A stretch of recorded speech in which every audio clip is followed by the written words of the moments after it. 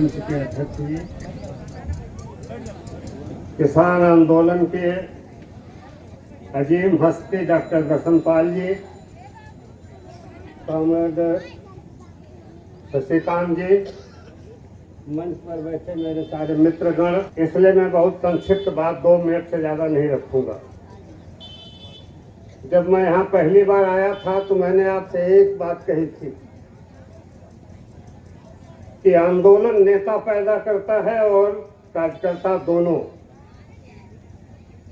आज यहाँ 144 दिन बाद साफ दिख रहा है कि इस आंदोलन ने बहुत सारे नेताओं को पैदा कर दिया, बहुत सारे कार्यकर्ताओं को पैदा कर दिया है और इतनी बड़ी जमात है कि सत्ता का इससे टकराना आसान काम नहीं होगा।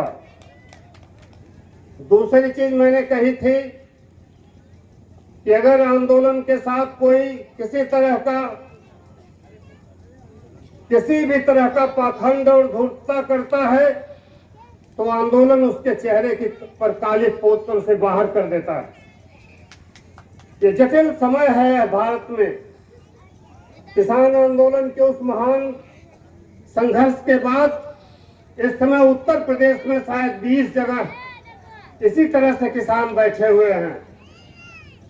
आपको मैं बधाई इसलिए देना चाहता हूं कि आंदोलन की पहली मंजिल ये होती है कि आंदोलनकारी सत्ता के डर को उतार के फेंक दे। सत्ता का जो सबसे निचला पायदान है पुलिस प्रशासन, उसके आतंक को तोड़ दे, पहला चरण होता है। इसे आपने तोड़ दिया है, आपने उनके भय को तोड़ दिया है, इसलिए आपको सबसे पहले मैं सलाम करता हूं। दूसरा आंदोलन का पायदान होता है कि समाज के बीच के विभाजनों को पाट देना। हमारा समाज विभाजित है, मजदूर हैं, छोटे मझोले किसान हैं, धनी किसान हैं, जातियां हैं, दलित, पिछड़े और सवर्ण हैं।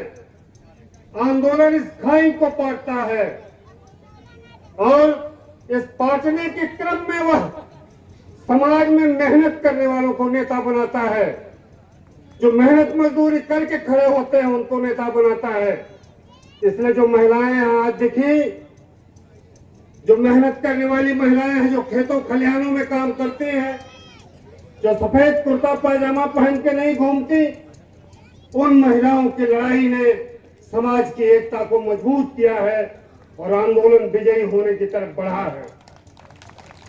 तीसरा जो हमारे सामने संकट था इस आंदोलन का, वो ये था कि सत्ता के दलालों, सत्ता के कर्मचारियों, जिला प्रशासन की तिकड़मों को फेल कर देना, उसे कूड़ेदान में डाल देना।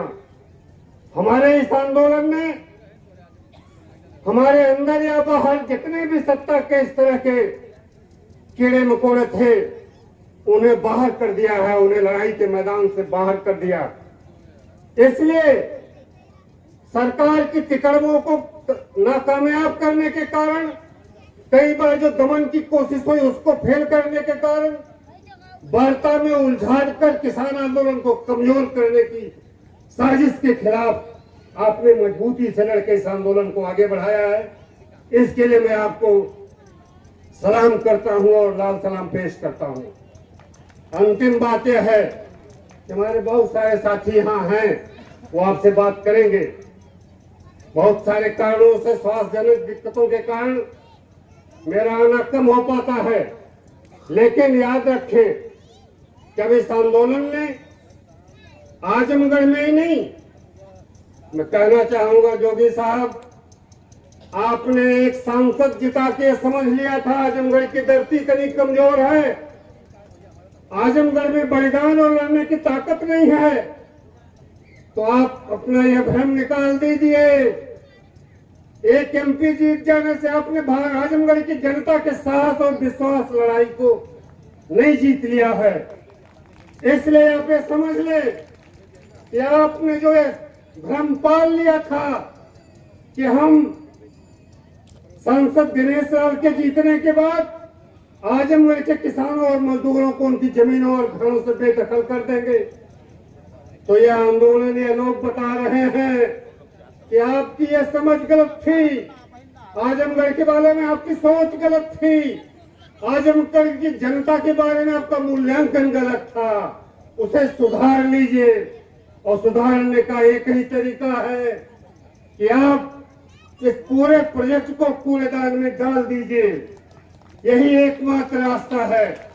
जब तक आप ये नहीं करेंगे, आजमगढ़ की बलतानी जनता आपसे लड़ेगी। इसी के साथ में अपने अतिथियों का फिर से एक बार स्वागत करते हुए, उन्हें धन्यवाद देते हुए अपनी बात समाप्त करता हूं। इनकलाब जिंदाबाद।